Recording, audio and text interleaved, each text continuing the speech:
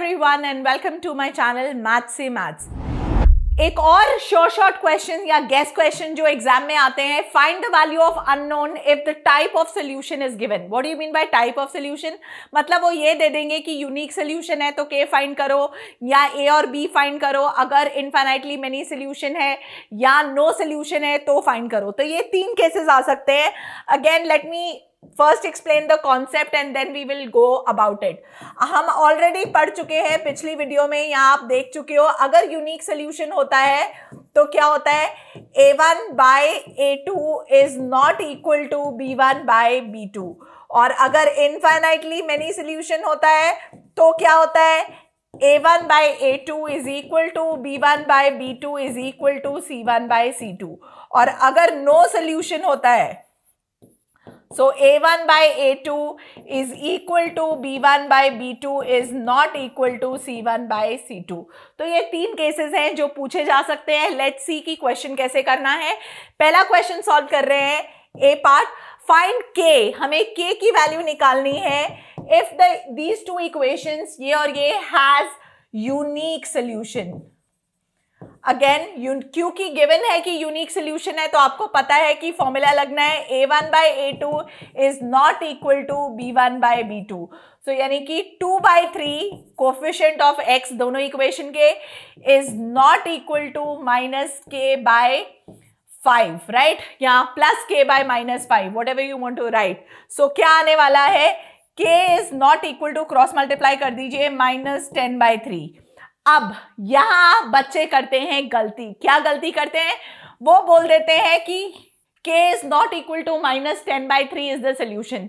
लेकिन नहीं, उन्होंने क्या क्वेश्चन में पूछा था कि k की वैल्यू निकालिए, और आपने क्या निकाल के दिया कि k क्या नहीं हो सकता।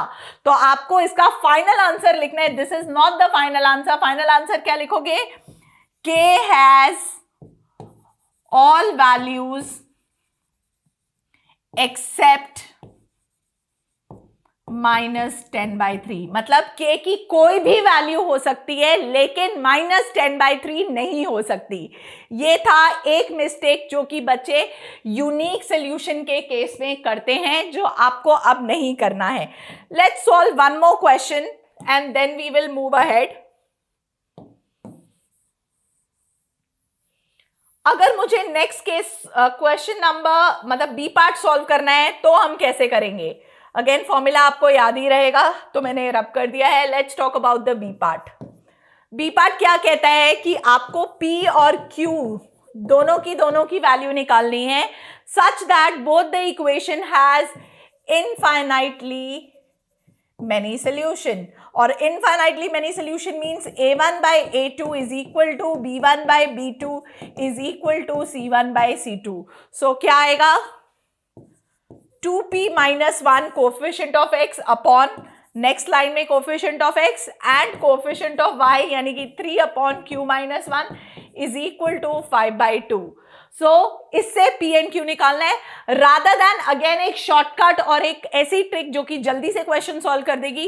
Rather than equating these two, equate this and this, यानी कि पहले 1 and 3 को इक्वेट कर लीजिए। तो क्या आएगा, 2p minus 1/3 is equal to 5/2। Multiply कर दीजिए। सो 2p minus 1 is equal to 5 3s are 15/2, right.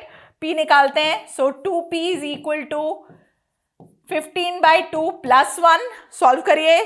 So 2p is equal to 17/2, right. So p is equal to 17/2 और 2 मल्टीप्लाई हो जाएंगे 17/4। सिमिलरली आप 2 and 3 सॉल्व करिए तो क्या आएगा, 3/q minus 1 is equal to 5/2। Again cross multiply अगर करूंगी तो क्या आएगा, 6/5। ये 3 2s are 6, 5 नीचे आ गया, is equal to q minus 1। So q is equal to 6/5 plus 1, यानी कि एलसीएम ले लीजिए, 6 plus 5 11/5। So this is your value of q। तो ये था मेरा शॉर्टकट ये फाइंड करने के लिए value of P and Q. और अगर आप इन दोनों इक्वेशन को इक्वेट करते हो तो आपको ध्यान रखना है कि एक इक्वेशन पी और क्यू के फॉर्म में आ जाएगी, जिसे फिर दोबारा से सॉल्व करना पड़ेगा, जो कि थोड़ा सा लंबा टास्क हो जाएगा, सॉल्व हो जाएगा लेकिन। So this was the shortcut to reduce the calculation, जो कि आप एग्जामिनेशन टाइम में यूज कर सकते हो।